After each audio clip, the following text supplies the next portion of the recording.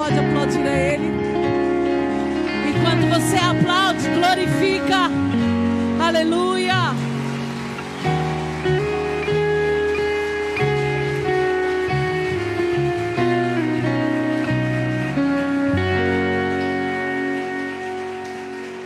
Glória a Deus. Glória a Deus. Bom dia, irmãos. A paz esteja com todos, amém? Que saudade que eu tava de trazer uma mensagem com a igreja com membros, não é? Porque só estava a equipe de apoio aqui e às vezes é um pouco difícil pregar só para a câmera. Mas que bom que você está aqui, amado. Eu senti uma sinceridade na Kevin quando a Simone pergunta se seu irmão está com saudade de você. A Kevin falou que não. Ela balançou a cabeça dizendo que não. Eu falei assim, bom, irmã, acontece, né? Mas eu estava com saudade de vocês, amados. Você trouxe a sua Bíblia aí? Você trouxe a sua Bíblia aí? Abra aí a tua Bíblia em Marcos capítulo 5, versículo 1. Marcos capítulo 5, versículo 1. Você pode glorificar, tá bom, querido?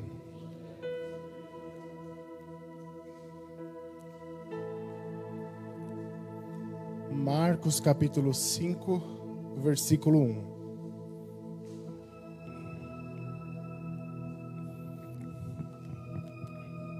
Amém? Todos acharam? Você que está na sua casa aí, pega a sua Bíblia, querido. A palavra de Deus fala assim, a minha nova versão internacional, a palavra fala assim, ó.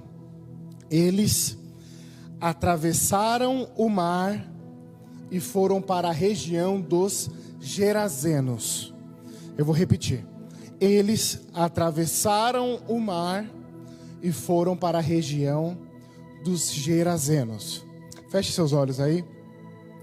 Pai amado, Pai querido, eu te louvo, Santo Deus, o privilégio de pregar a Tua palavra, o privilégio, Senhor, de receber a Tua interpretação.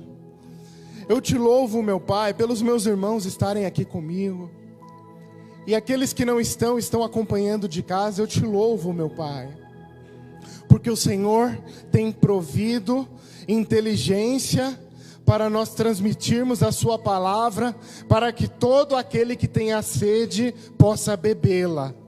Em nome de Jesus eu te peço, Pai, mostre-nos a verdade nessa manhã, que o teu Espírito Santo continue a assumir o controle deste lugar para a tua honra e para a tua glória, em nome de Jesus, Pai. Amém. Pode sentar, pode aplaudir.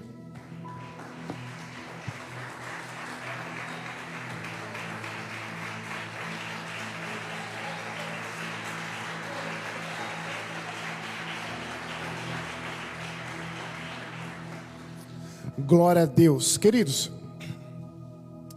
preste o máximo de atenção que você puder. Você que está na sua casa, preste o máximo de atenção que você puder, porque o Senhor nesta manhã, Ele quer falar com a tua igreja, a tua amada do coração. Amém, queridos? Antes da pandemia, antes do primeiro caso de coronavírus ser confirmado aqui em São Paulo, eu tirei férias com a minha família. E nós fomos para o litoral, nós fomos para a Ilhabela. E eu já tinha ido algumas vezes. E a parte ruim é que depois que você conhece, você não quer ir mais para nenhuma outra praia no estado de São Paulo. Você fica viciado, porque é tão bonito que nem parece São Paulo. E para chegarmos lá, em São Sebastião tem uma balsa. Aí você pega a balsa e atravessa para você chegar lá em Ilhabela. E você fica com o coração batendo mais forte, porque existe uma expectativa para chegar. Existe uma expectativa para atravessar. Você fica pensando, o que me espera do outro lado? Será que serão dias ensolarados? Será que vai fazer um dia bom para curtir com a família? E para qualquer pessoa que faz uma viagem, o outro lado sempre gera uma expectativa. E o texto nos diz que o Senhor Jesus, ele atravessa o mar da Galileia, e eu não sei qual que era a expectativa do Senhor Jesus, mas sem dúvida alguma, ele tinha um propósito, quando ele chegasse do outro lado. E quando Jesus ele coloca os pés em terra firme, ele é recepcionado de uma maneira que eu posso dizer um pouco inusitada. Jesus é recepcionado por um homem endemoniado. Você já imaginou ser recepcionado dessa forma? Se fosse alguns de nós, talvez voltava nadando de Ilhabela, não é verdade? Mas o versículo 2, ele diz o seguinte: quando Jesus desembarcou, um homem com um espírito imundo veio dos sepulcros ao seu encontro. Então, amados, quem que era este homem? Alguns o conhecem como o Gadareno, mas isso não explica muita coisa, porque Gadareno é simplesmente aquele que nasceu em Gadara, que fica na Judeia. Então Gadara era uma região que, embora fizesse parte da Judeia, ela era habitada em sua grande maioria por um povo não judeu, ou seja, um povo que não tinha a mesma regra de fé e de lei do Senhor Jesus. Mas a Bíblia não diz qual era o seu nome, mas para falar a real, com essa história aqui, o nome dele é o de menos. O nome dele é o que menos importa. A Bíblia nos dá algumas características a respeito desse homem. Como vocês leram, a Bíblia diz que ele era um homem com um espírito imundo e não vivia em casas. Ele vivia nos sepulcros. Ninguém conseguia prender aquele homem. Inclusive as correntes que tinham nos seus pés ou suas mãos, elas eram quebradas, porque ninguém era suficientemente forte para dominá-lo. E diariamente aquele homem andava gritando e se machucando com pedras. Era no mínimo um homem perigoso. Nós chegamos ao consenso que ele era um homem perigoso. Talvez qualquer pessoa naquela cidade de Gadara tivesse medo desse homem. Talvez todos temiam cruzar com esse homem no meio da rua.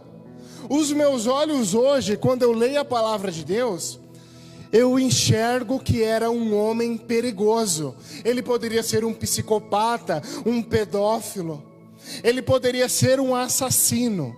Mas Jesus enxerga ele como um necessitado. Veja bem, os meus olhos enxergam um homem perigoso, mas Jesus enxerga um homem que precisava dele. Você entende isso? Os versos 6 e 7 dizem o seguinte: quando ele viu Jesus de longe, correu e prostrou-se diante dele e gritou em alta voz: que queres comigo, Jesus, Filho do Deus Altíssimo? Rogo-te por Deus que não me atormentes. Eu já disse aqui algumas vezes que o ato de se prostrar é um ato de adoração. O ato de se ajoelhar é um ato de adoração. Então aquele homem, ele se ajoelha e diz: que queres comigo, Jesus, Filho do Deus Altíssimo? Que queres comigo, Jesus, Filho do Deus Altíssimo? E vejam vocês, aquele homem que era atormentado por demônios, liderados pelo pai da mentira, e mesmo assim diz a verdade. Diante de Jesus, até o pai da mentira diz a verdade. Amém, queridos? O texto anterior vai dizer que Jesus, ele repreende o vento e a violência das águas antes de chegar em Gadara. Então, se você virar a página, você vai ver em Marcos 4:41 que os discípulos, eles falam o seguinte: quem é esse que até os ventos e as águas dão ordens e eles lhe obedecem? Então são os fenômenos naturais, são os fenômenos espirituais Tudo que está no céu, na terra e debaixo da terra, tudo está sob o domínio do meu Senhor Jesus. Tudo que está no céu, na terra ou debaixo da terra, tudo está sob o domínio de Jesus Cristo. Glória a Deus. E a história continua. Aqueles demônios, eles se identificam como legião, porque eles são muitos. Então legião é um termo que era utilizado no exército romano. Então uma legião representava cerca de 3.000 a 5.300 soldados romanos. Então quando ele disse que o nome dele é legião, ele não era só um homem endemoniado, ele era um homem muito endemoniado. E Jesus, ele permite que aqueles espíritos imundos vão para os porcos. Ali perto tinha uma manada de porcos, cerca de 2.000 porcos, e o Senhor Jesus, ele permite que aqueles espíritos vão para os porcos. Os porcos se precipitam e caem em um abismo e se afogam. O texto vai dizer que os homens que cuidavam daqueles porcos, eles saíram correndo, temendo, e começaram a compartilhar o que havia ocorrido. E aí a Bíblia nos revela uma coisa interessante no versículo 15. Marcos capítulo 5, versículo 15. Quando se aproximaram de Jesus, viram ali o homem que fora possesso da legião de demônios. E como ele estava? Assentado, vestido e em perfeito juízo. Aquele homem que outrora era endemoniado e atormentado, ele estava sentado de maneira civilizada, vestido e em perfeito juízo. E o versículo termina: e ficaram com medo. Irmãos, eu fico imaginando naquela cena. Quando eu estava estudando, eu fiquei pensando na cena. Porque aquele homem, ele não tinha relacionamento com as pessoas, ele não tinha relacionamento com a sua família, todos tinham medo dele. Mas quando o povo chega e encontra aquele homem que outrora fora possesso da legião de demônios, e agora ele está assentado, vestido e em perfeito juízo, olha o que Jesus faz na vida daquele homem. Aquela cidade merecia uma festa. Sabe aquela festa igual ao pai do filho pródigo? Quando o filho volta e o pai mata um bezerro cevado e ele faz uma festa. Tinha que ter celebração, tinha que ter comemoração. Mas a despeito do grande milagre que o Senhor Jesus opera, o final do versículo diz: e ficaram com medo. E ficaram com medo.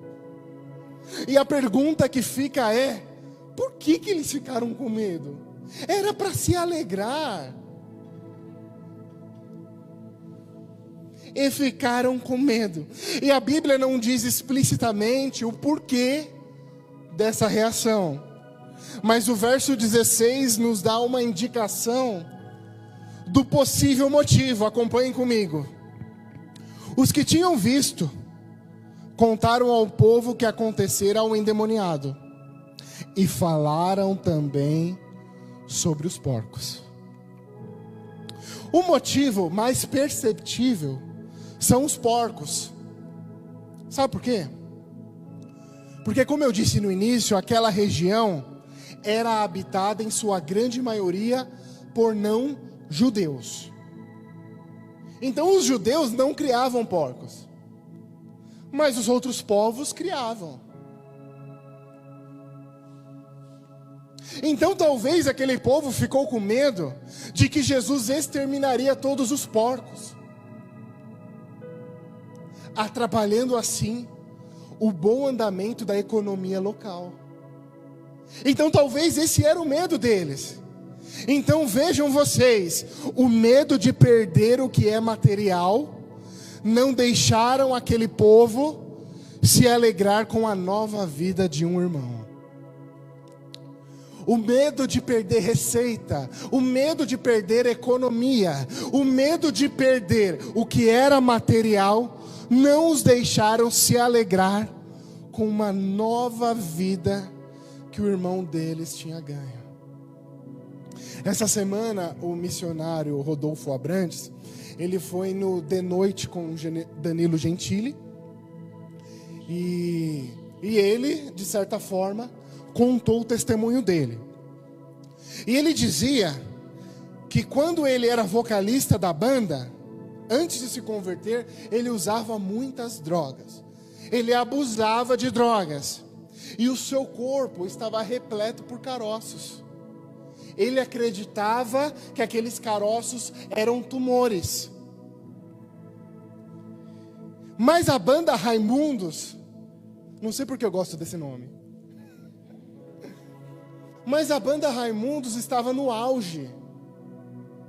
Ele estava vivendo o pior momento da vida dele, mas a banda Raimundos estava no auge. E daí ele aceita Jesus, e ele resolve deixar para trás tudo aquilo que corroborava para a morte dele. Então, por conta daquela escolha, de não somente ter deixado a banda, mas de ter deixado tudo para trás, as coisas velhas ficaram para trás, ele foi muito criticado pela mídia, principalmente emissoras de música. Criticaram muito ele. E talvez o discurso dele fosse assim, eu deixei as drogas, e eles lhe diziam, mas Rodolfo, você deixou a banda. Mas olha, eu deixei a prostituição, eu tinha uma vida promíscua. Mas Rodolfo, você deixou a banda, estava no auge. Gente, vocês não estão entendendo. Eu fui curado de inúmeros caroços que estavam no meu corpo. Eu acho que ia virar câncer isso. Mas Rodolfo, você deixou a banda. Não estou preocupado com o que você é ou como você está. Eu estou preocupado com o que você pode me dar. E o versículo 17 nos revela a triste realidade de um povo que não aprendeu a lição de amar o próximo como a ti mesmo. Acompanhe comigo. Então o povo começou a suplicar a Jesus que saísse do território deles. Esse é o maior absurdo que eu já li na Bíblia. Então o povo começou a suplicar a Jesus que saísse do território deles. Nós do Jardim das Oliveiras, nós estamos acostumados a suplicar, Jesus, fica mais um pouquinho, fica com a gente, não sai do nosso lado, Senhor Jesus. Mas aquele povo começa a suplicar a Jesus que saísse do território deles.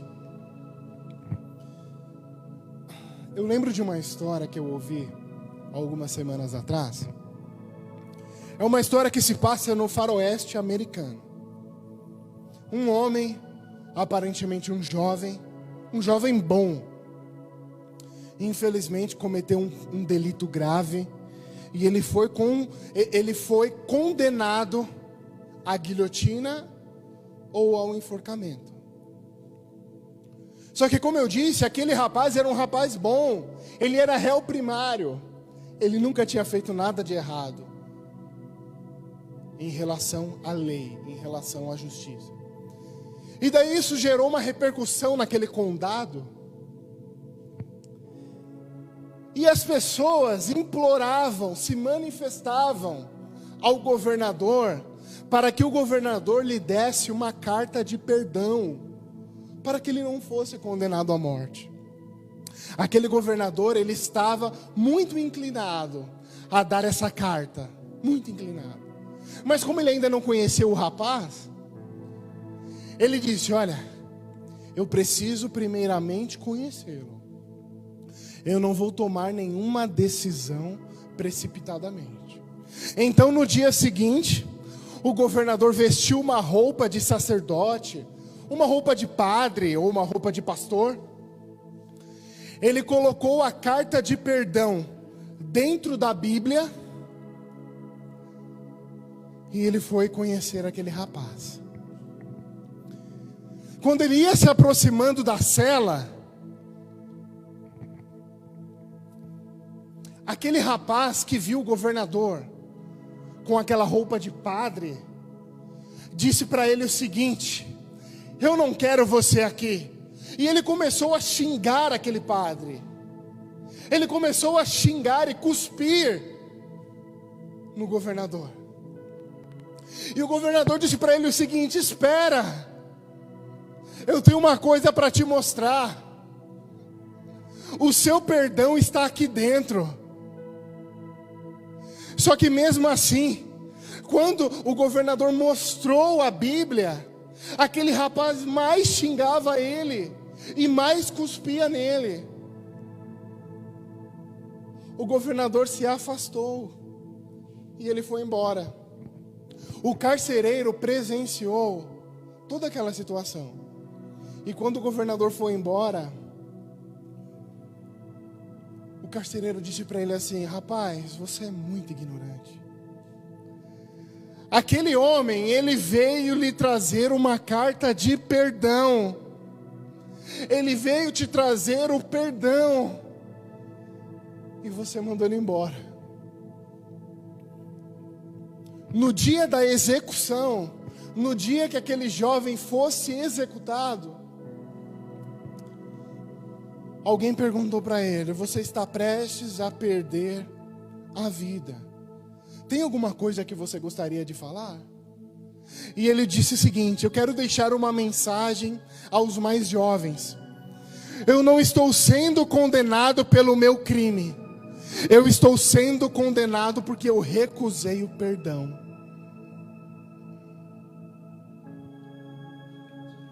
Queridos, aquela cidade não seria condenada por criar porcos. Aquela cidade poderia ser condenada por recusar o perdão do Salvador. O amor pisou naquela terra e eles recusaram o Salvador. Mas a história, ela se encerra de uma maneira feliz. Acompanhem comigo o verso 19. Quando Jesus estava entrando no barco, o homem que estivera endemoniado suplicava-lhe que o deixasse ir com ele. Então, enquanto aquela cidade queria que Jesus fosse embora, aquele homem transformado, aquele homem que teve uma nova oportunidade de viver, ele diz: Senhor Jesus, eu suplico, deixa eu ir com o Senhor. Mas olha que interessante, Jesus não o permitiu, mas disse: vá para casa, para a sua família, e anuncie-lhes quanto o Senhor fez por você, e como teve misericórdia de você. Então aquele homem se foi, e começou a anunciar em Decápolis quanto Jesus tinha feito por ele. Todos ficavam admirados. Então, enquanto as pessoas suplicavam que Jesus fosse embora, aquele homem transformado suplicava: Senhor Jesus, deixa eu ir com o Senhor. Eu quero ser um discípulo, eu quero te seguir. Mas Jesus fala para ele assim: não, vai para casa. E talvez ele falasse: mas a minha casa não ficou feliz pela minha transformação. Aí Jesus fala: vai para a sua família. E ele fala: mas Senhor Jesus, talvez a minha família não ficasse feliz com a minha transformação. E aí o Senhor Jesus fala para ele: mas agora você é igreja. E ser igreja é se importar com os outros. Ser igreja não é usar máscaras para se proteger. Ser igreja é usar máscaras para proteger o outro.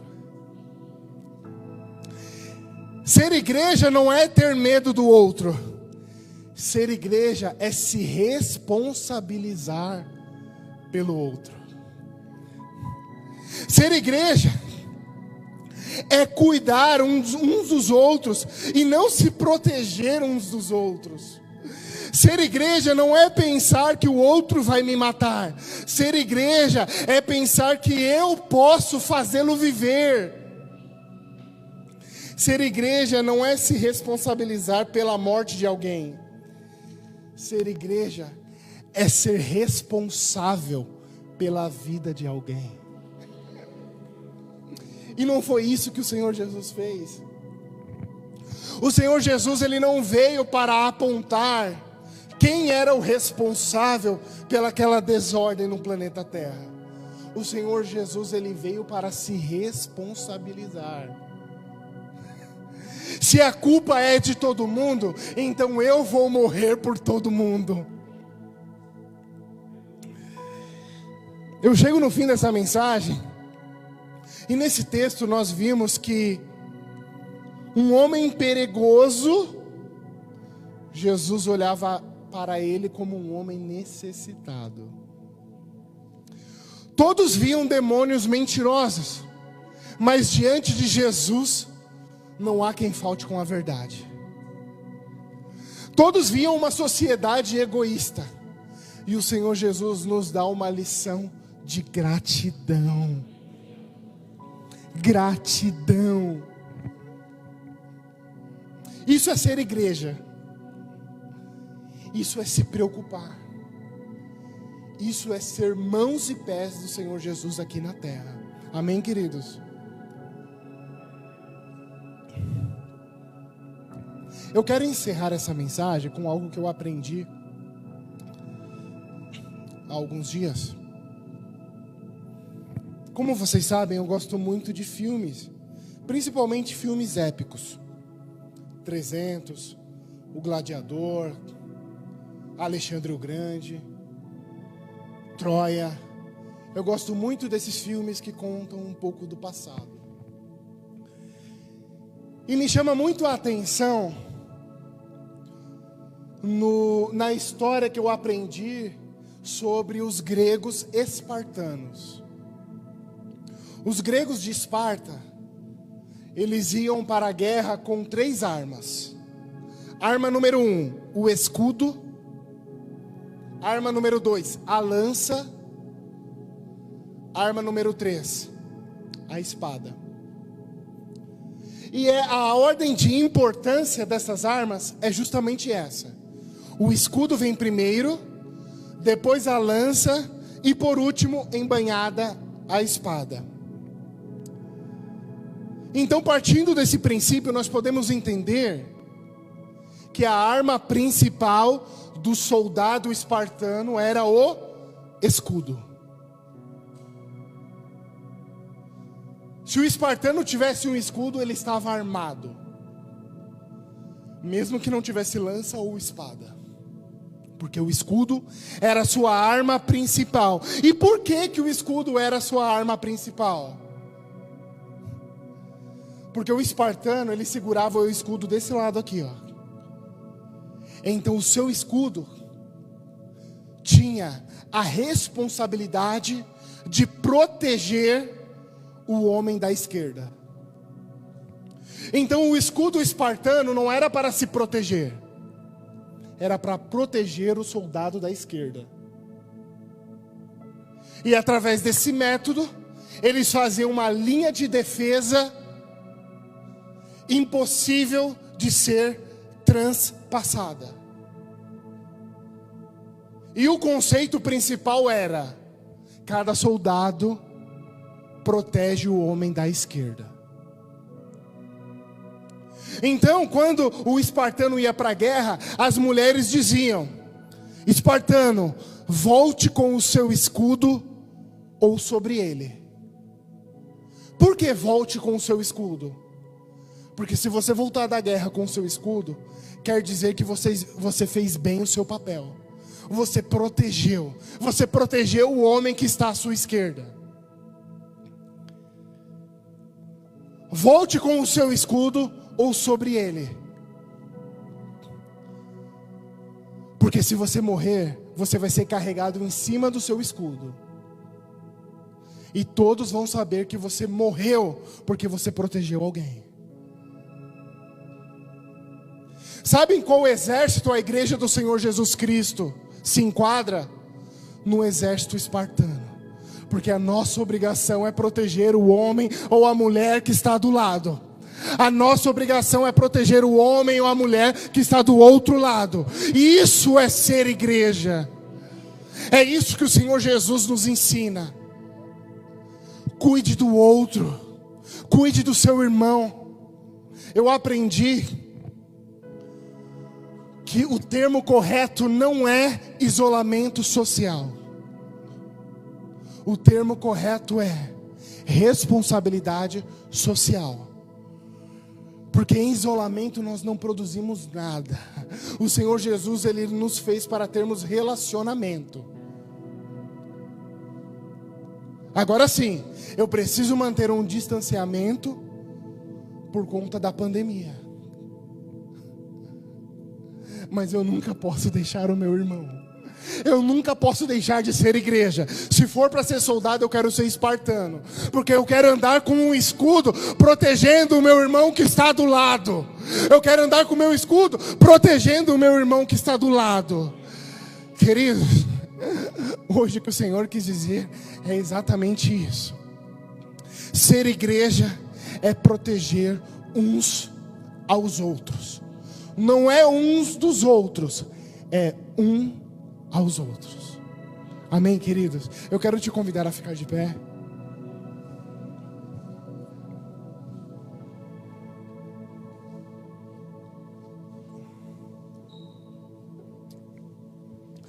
A equipe pode cantar um hino. Eu vou fazer uma oração. E daí eu já vou estar encerrando, tá bom? Quero te convidar a fechar os seus olhos aí. Essa oração eu quero que você direcione ao seu irmão que está à sua esquerda e ao seu irmão que está à sua direita, tudo bem? Vamos ser espartanos. Vamos ser soldados que zela pelo aquele soldado que está ao nosso lado. Tudo bem? Feche os seus olhos e levante as suas mãos. Pai amado, Pai querido,